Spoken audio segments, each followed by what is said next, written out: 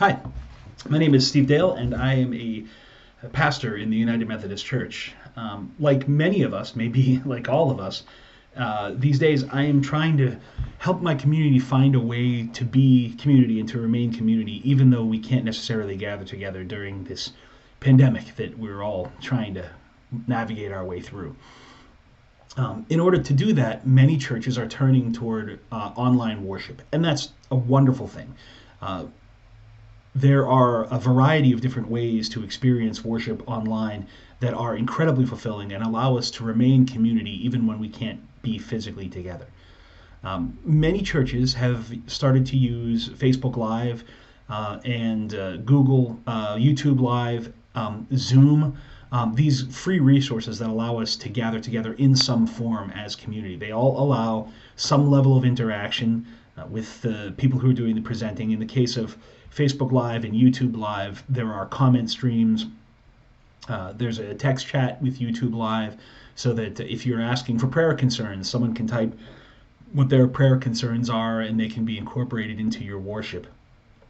With Zoom, which is free for up to, I think, 100 users, but only for 40 minutes at a time, you can actually have your parishioners or your participants speak and have their cameras on and be really interactively a part of that experience.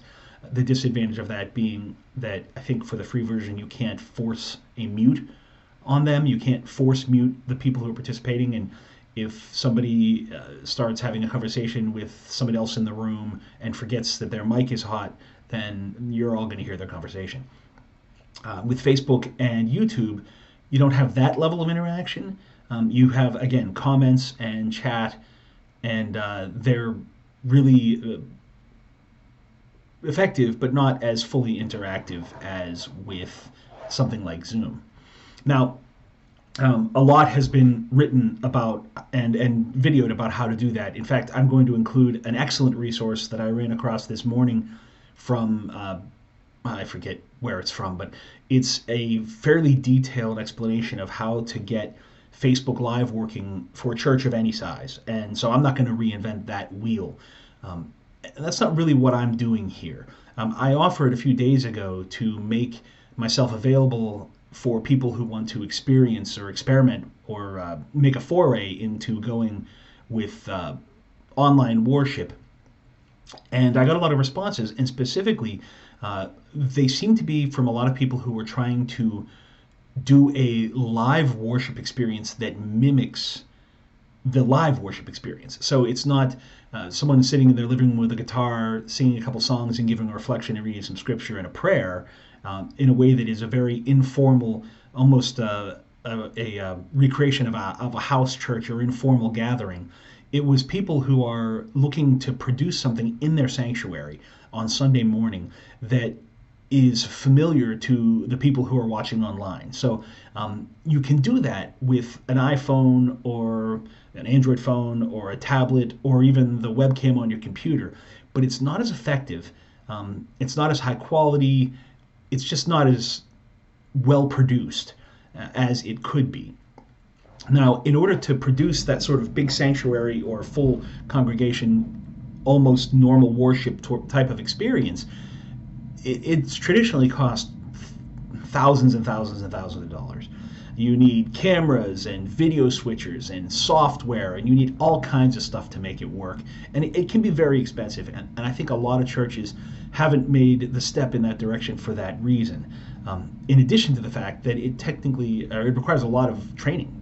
Somebody needs to be able to run it. In fact, several somebodies need to be able to run it, because somebody might not be at church on Sunday morning unless you can find enough room in your budget to pay someone to be that person. And if you can find enough room in your budget to pay someone to be that person, then we probably don't need to be having this conversation because you've already done it. So what I am going to try to do here is present an alternative, something that is less expensive by far than that other method of multiple cameras and video switching equipment and training and incredibly expensive software, and yet is a higher quality, more flexible, and more easily produced than simply holding up an iPhone and going Facebook Live, or putting an iPhone on an iPhone tripod and using Facebook Live that way. Um, the idea is that you can create an online worship experience in a sanctuary that feels like worship, the way that people are used to worshiping. And this isn't, what I'm looking to present here isn't just enough to get over this time, to get through this time that we're experiencing. It is enough to get through this time we're experiencing, but it is enough for a small to medium-sized church going forward. What you put in place today will get you through this period, and will also be something you can use long-term to live stream your worship service with fairly high quality every weekend, every worship service that you have. That's my goal in this video. So if you're just looking for a way to use Facebook Live with your phone or your tablet or something, there's a link below. That resource is already there, and it's an outstanding resource. What I want to do is give you an option that you can put in place today and that you can use for months, years to come. Now, all the stuff that I am going to show you is readily available. Most of it you can walk down to Best Buy and buy right now. And hopefully by the end of this time that we're sharing together, you'll have an idea of how to set it up and how to use it. So stay tuned. Now we're going to talk about hardware.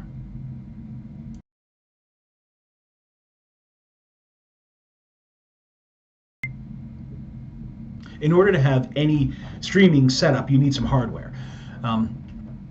There are a few things that you need that are non-negotiable. You need to have a camera. Yeah, you can use your iPhone, you can use the webcam on your computer, you can use your tablet, whatever, and those are okay. But if you really want to have a nice, high quality, a well-produced, visually pleasing experience, you're going to need some hardware. This is the camera that I use. It is a Panasonic HC-VX870, which is a 4K camcorder with an HDMI out. This produces excellent video. It's very high quality. It's very, very good in low light situations, which happens in sanctuaries sometimes. And it was roughly $600. So it's a fairly inexpensive but very high quality camera. The camera, it counts. The quality of the camera counts, and there's nothing wrong with an HD camera. You want to make sure it has a good zoom. A lot of times you'll find that you can't position the camera right in the front of the sanctuary. It's going to be in the back of the sanctuary, and you want it to have a zoom that's powerful enough it doesn't have to crop in tight as we are here. Nobody needs to see my face this closely anyway. But you don't need to be able to make out the features, like the details of the wrinkles on the pastor's face. What you actually usually want to do is zoom in tight enough that you're covering the worship space to some degree. It doesn't matter if the pastor and the liturgist and the choir director all look relatively small on the screen. People are going to know who they are and what they're doing. We don't really need to see that kind of detail. One thing that you'll find is video is significant, but audio is really what's important. Anyway, so this is the camera, and this camera, in addition to the other features, it has a 25 times optical zoom. It's got a 60x digital zoom, but you don't want to mess with digital zooms. Digital zooms are, they reduce the quality of the video so greatly that it makes it hard to watch. So you want to have a good optical zoom, and this one is a pretty good optical zoom. Okay.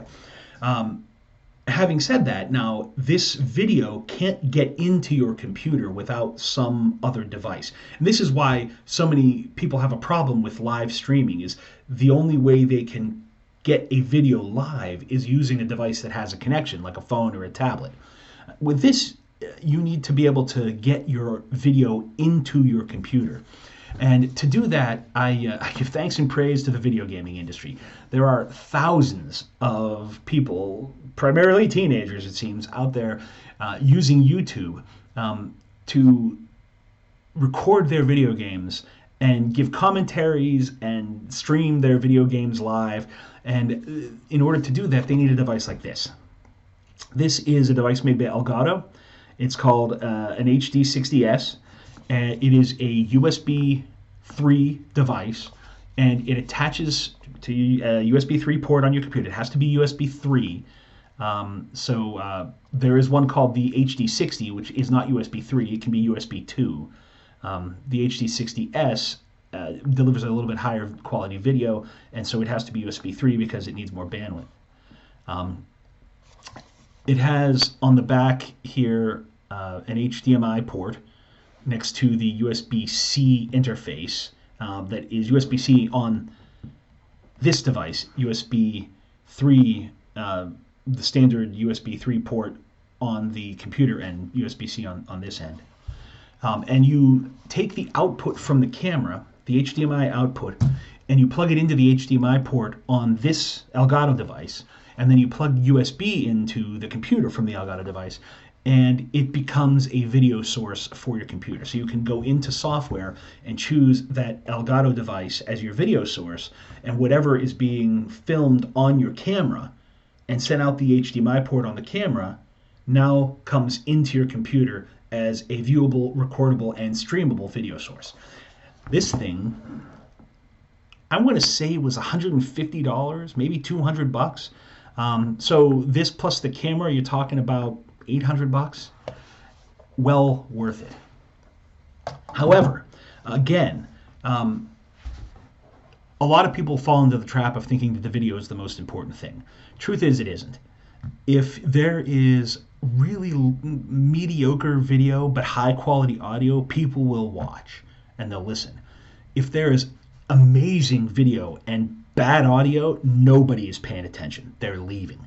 They're signing off and finding something else. So your audio is actually the most important part. If you have a sound system in your sanctuary, this is a no-brainer. A company called Behringer makes a device that is a pass-through device for your audio system. You take the audio coming out of your mixer and into your amp, and you put this device in between. It has RCA in and RCA out. You just put it in between and it passes the audio through. But it also takes that same audio and delivers it over USB to your computer. So once you plug this device into your computer, it becomes a USB sound input. And when you go into the software that you're going to use to stream, you select it as a sound input, and it takes whatever comes through your sound system and uses it for your live stream. This device is amazing, and it's $40. Totally worth it. I've used it in several churches. I've recommended it to many others. I don't currently have one because the church I'm in now doesn't have a sound system, but I will be putting a link to this device from Amazon into the below this video. So the Behringer, I think it's called the U202 or something like that, but you'll see it down there. It's an amazing device, and it's dirt cheap. I don't have a sound system here, so instead what I use is this device. This is a 6-track recorder, but also is very, very handy to use as a sort of portable mixer. There are inputs here for both XLR and quarter-inch, 2 on each side. And then the other 2 tracks are here on the top. This is a microphone, and you can literally just speak into it, and it will record the left and the right as separate tracks. Now, I don't use that in the sanctuary. In the sanctuary, what I use is this microphone. It's called a shotgun mic. And what it does is it narrows the field of input for audio. It doesn't make the audio any louder. If you're across a sanctuary, you're still going to feel like you're across a sanctuary. But what it does is, instead of taking this broad field of sound, which can include half the sanctuary and all the people sitting in it, it narrows the field for the microphone down so that it really only picks up clearly what you've got it aimed at. So if you have this thing aimed at the pulpit, then it's going to pick up what's coming out of the pulpit from across the sanctuary, but it's going to prioritize that sound over the sound of the other people in the sanctuary. And this also can be connected to a computer as a USB input, so that when I'm using the software that I use to stream, or that I would use to stream if I had an internet connection in this church, It can be set up as a separate audio device that just takes whatever comes through here and sends it out the live stream. That's the hardware that I use, or that I would be using, that I recommend that you use. And yeah, you have to have a computer, but this Elgato device has a hardware encoder for the video built in, so your computer doesn't have to encode the video, which is brilliant because that takes a huge weight off of what your computer has to do. And it doesn't have to be a top of the line PC or Macintosh. It has to be pretty good, but it doesn't have to be top of the line. I'm not including the computer in the price estimate of this whole setup. You're going to have a computer, a laptop or a desktop to work with all of this. But I'm assuming that hopefully you've got access to something to use for that particular piece. And whatever it is, there's going to have to be some software installed in order to maintain the stream. So the software is what we're going to talk about next.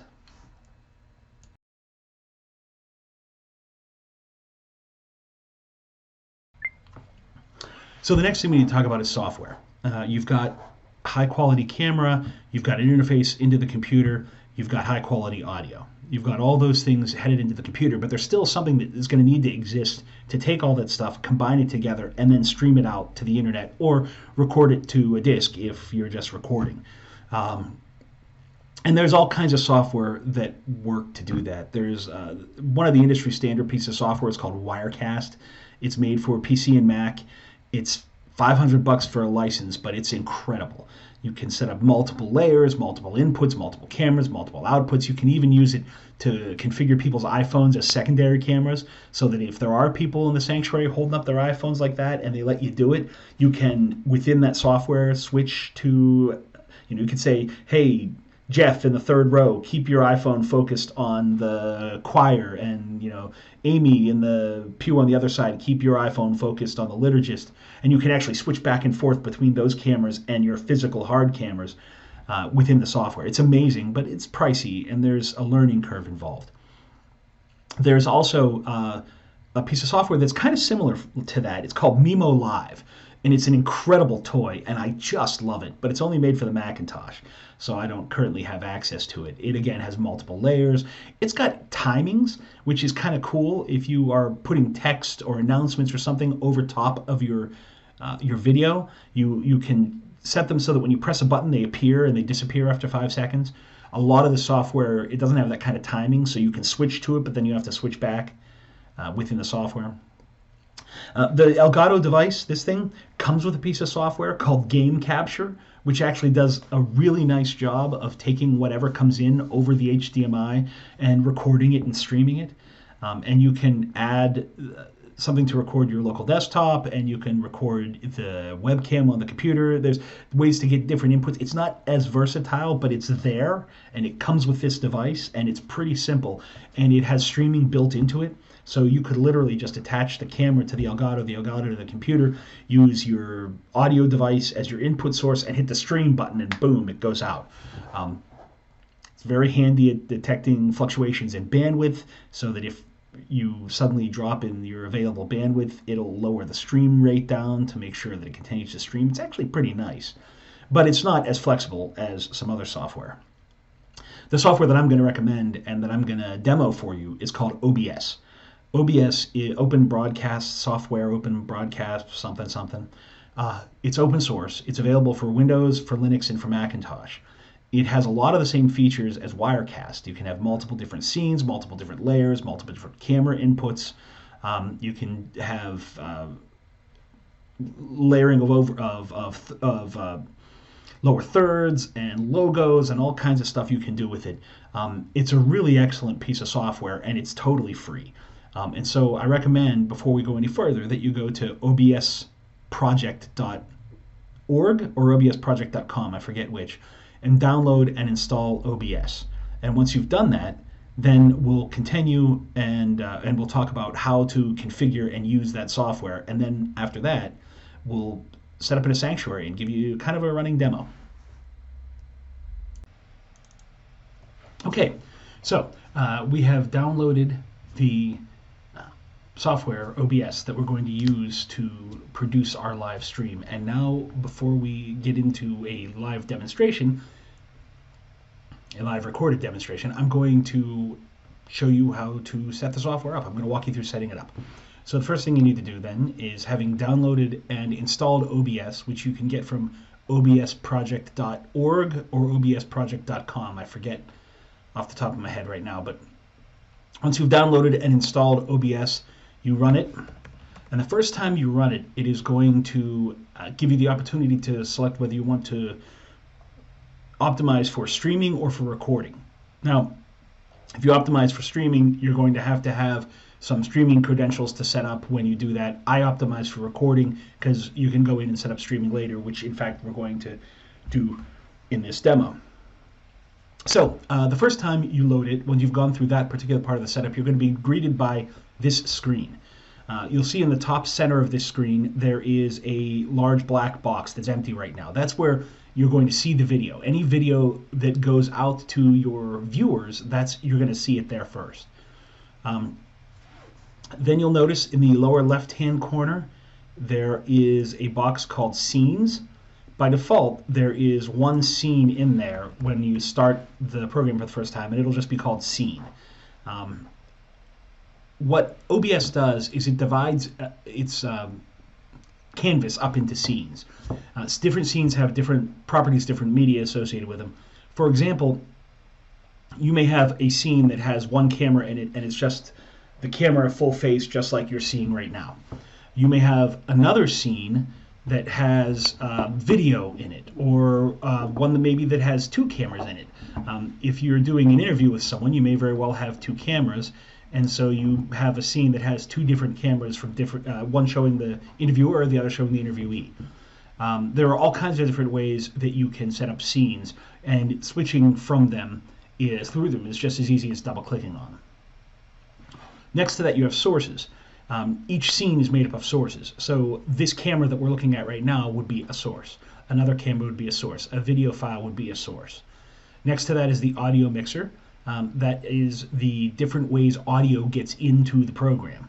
Currently, there's the microphone, which is the built-in microphone, or the default microphone, I should say, the default microphone of the system, which in this case is the microphone on my webcam. And above that there's desktop audio, which is any audio that obviously is being played on the desktop. That's all we're going to go through for right now. I'm going to go into sources. I'm going to set up the first scene. I don't like the fact that it's called Scene, so I'm going to rename it to Logitech Camera.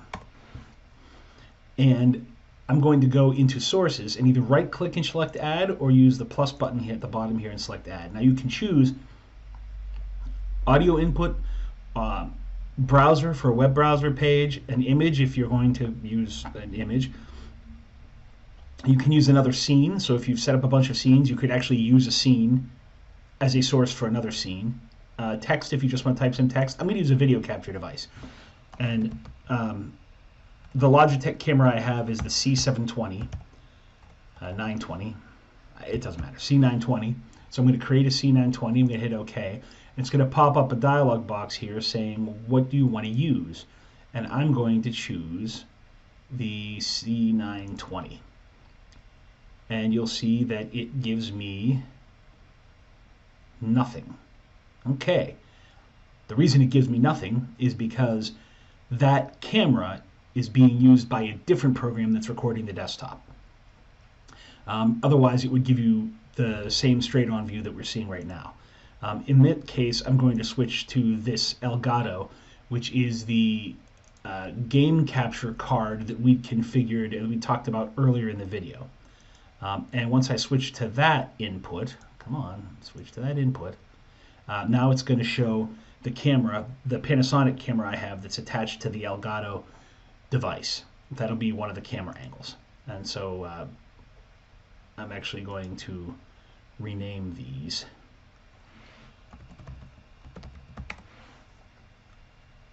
Because we're going to use these later on and I want to make sure I remember what they are. Alright, so that's one scene. Now I want to set up another scene. Uh, the best way to do that is to use in this case, a media file, because my other camera is already taken up doing something else. So I'm going to create a second scene, and I'm going to call it hymn 1, because it's a hymn. And I'm going to add a media source, and we're going to be thou my vision. And I'm going to browse for that file, which I happen to know I put on the desktop. And I'm going to hit OK. Now you can see that there is a media file there. And you can also see that there's some desktop audio going on. It's being, as soon as I load that vision, it starts to play. I load that file, it starts to play, and now the desktop audio is playing. You can't hear it because it's coming through a different output. Or maybe you can hear it. Thinking about the recording software that I'm using, it may very well be recording the desktop audio, in which case you get what's going on. I'm going to switch back by clicking on Elgato device, and now we're back to the main sort of input screen. Now there's the mixers here. You see there's the desktop audio, there's the microphone, which is going to use the webcam's microphone, which is at the present time turned all the way down, and now you see Panasonic, which is also recording audio because it's using the microphone on the Panasonic camera. I'm going to turn that all the way down. Now earlier we demonstrated that we were going to use a different audio input, whether it was the cameras on the microphone or the microphones on the camera, which that was using just then, or an output from your existing audio system, or in my case, this Zoom audio device that I have. I'm going to add that as an input for audio.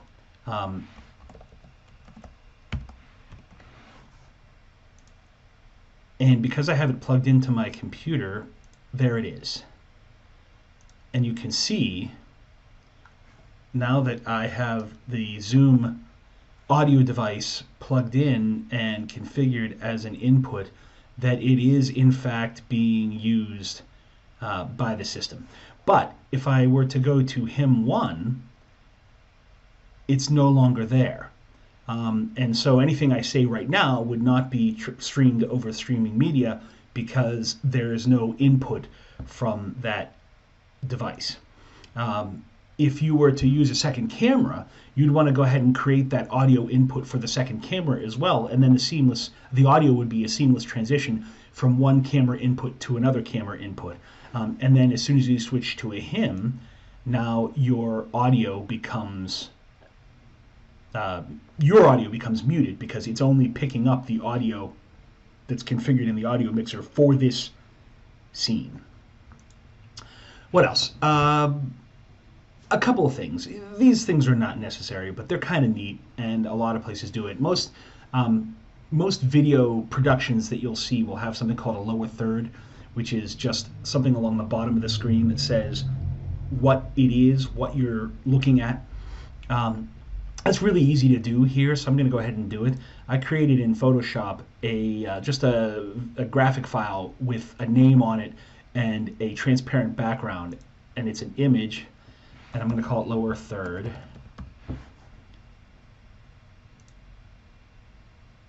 And I'm going to browse for it. And now there it is. Now this, the reason I wanted to show you this is because I wanted to show you that you can add more than one source to a scene, even more than one visual source. And I also want to show you that this is layered. The top source is also the top thing that's in view. It is layered from the top down. So if I were to drag, obviously the audio source, it doesn't matter where it appears because it's not visual, but if I were to drag the lower third below the Panasonic, which is full screen, it would disappear because the Panasonic is covering it. But if the lower third is above on top of the Panasonic, and anything else you might put on top of that, for example, you could go in here and add a clock. And, you know, there's the clock. And it's on top as well. If you were to move it down here, it would be on top of the lower third until you dragged it below the lower third. Now the lower third's on top of it, and if you drag the clock below Panasonic, it disappears. And if you right-click on the the clock and remove it, it's just gone from the scene. Anyway, now again, if you switch scenes, you know, you're back here to the hymn, and there's no lower third being shown for the hymn, because the lower third is only on that scene. Now you could go add the lower third to the hymn if you wanted to, but there's no compelling reason to do that. Ignore the orange box that appears around my head. The camera that I'm using right now is apparently it's set to display anything it does for autofocus and auto exposure on the HDMI out, which is what's being recorded here. So just ignore that for now. You won't have that. I will show you something neat that you can do with the hymn. If you're interested in, I don't know, getting a little creative, you could go and add a video input, video capture device. We'll add the existing one, the Panasonic. And then you could take that and make it smaller. And you could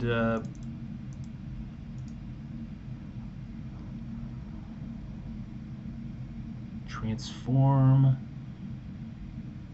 Oops.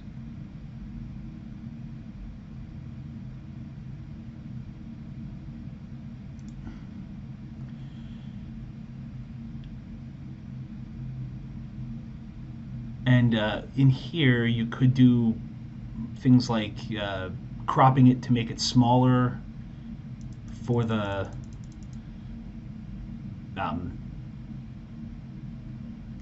for when the hymn's being played. You can do all kinds of different things in there. But if you wanted to have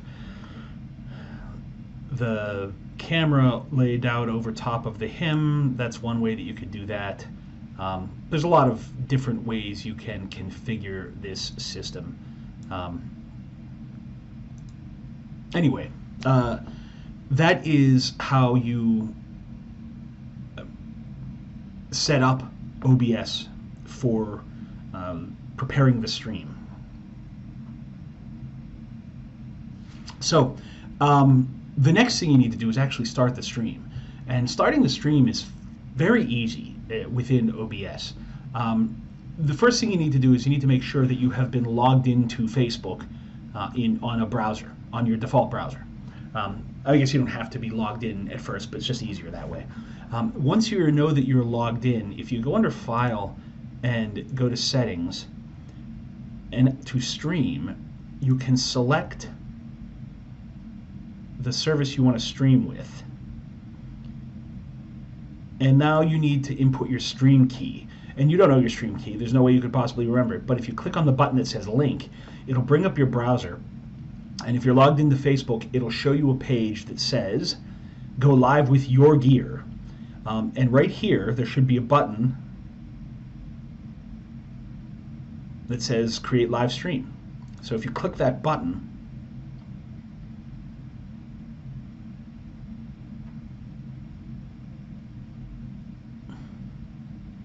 now this will take far less time for most of you. My bandwidth here at this church that I'm in is terrible. You come up with this screen. I would click Use a Persistent Stream Key. I don't believe that's checked by default, so I would check that for if I were you. You can share it on your timeline. You can say this is a test live stream. You can give it a title if you want. And then you copy your stream key, okay, and then you paste it into here. And you hit OK. Now, all you need to do to go live with your stream, literally, is start streaming. At the bottom here, when the stream is running, you'll see a green box. And once that green box is run, if you switch to your Facebook page, you'll see it's fetching the video stream and it's creating a preview, and there I am right there. And if I just hit the go live button, and I'm gonna make this only for me because that's all it is, but I'm gonna hit go live, and now it will show you the live stream. And there it is. Obviously it's going to lag some behind where I am, and but the live stream is now streaming to Facebook. And if I were to go into this and change my scene, eventually, and again, I've got bandwidth issues here, which is really what's causing these problems, but eventually that will change as well, and you'll see that hymn will be playing on Facebook. Now if I go to Facebook,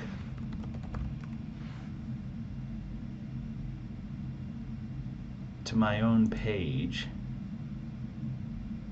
you'll see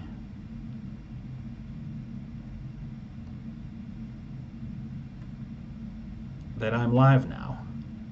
And if I press play,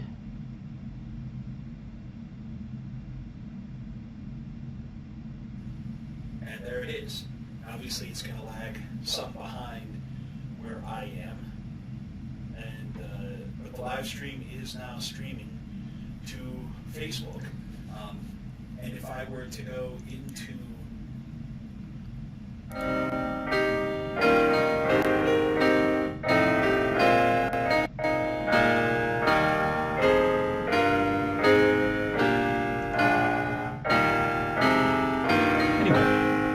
so that's it. That's how you live stream. That's how you create that experience. And there's a lot you can do with OBS. There's a lot you can do to make it an even richer experience.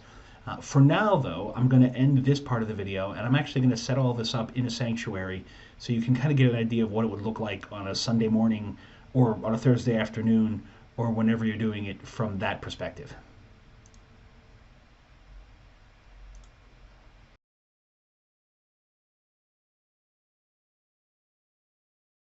Here I am in the sanctuary. In fact, the sanctuary of the church that I serve. This is Pownell United Methodist Church in Pownell, Vermont.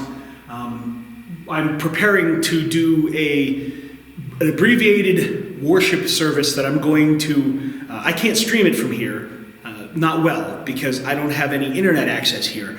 But what I'm going to do is I'm going to record a service the same way I've been talking about streaming it, and I'm going to put it on DVD, and I'm going to upload it and publish it at the time that we normally do worship on Sunday mornings at 9 o'clock. So it won't be streaming, but it'll be pseudo-streaming. You see I have the laptop here that's hooked up to the Elgato device. The Elgato device is connected to the HDMI out on my camcorder, and the sound recorder is sitting here on top of the camcorder with the shotgun mic aimed at the pulpit. So this is the setup that we would use for recording on a Sunday morning. And this obviously doesn't look very pretty, and I don't care that much, but there's a way to make this look nice, and either to have it here in the middle of the sanctuary or even in the back of the sanctuary to generate this kind of quality for every church service that you do. So for now, I'm going to take a minute, and I'm going to do some last minute configuration of the laptop, and then we'll get started.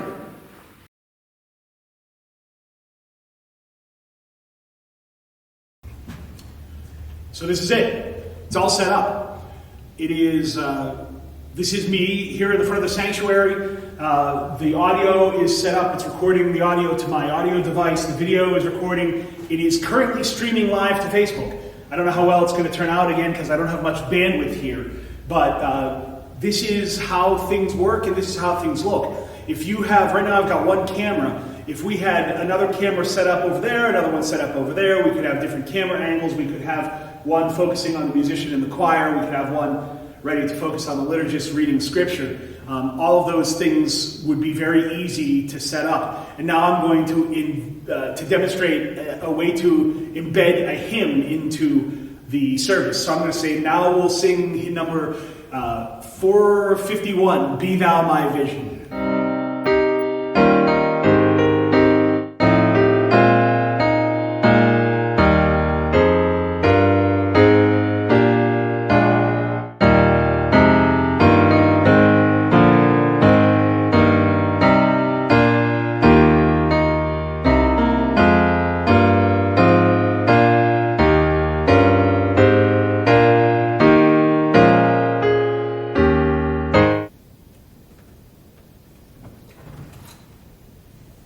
That's it.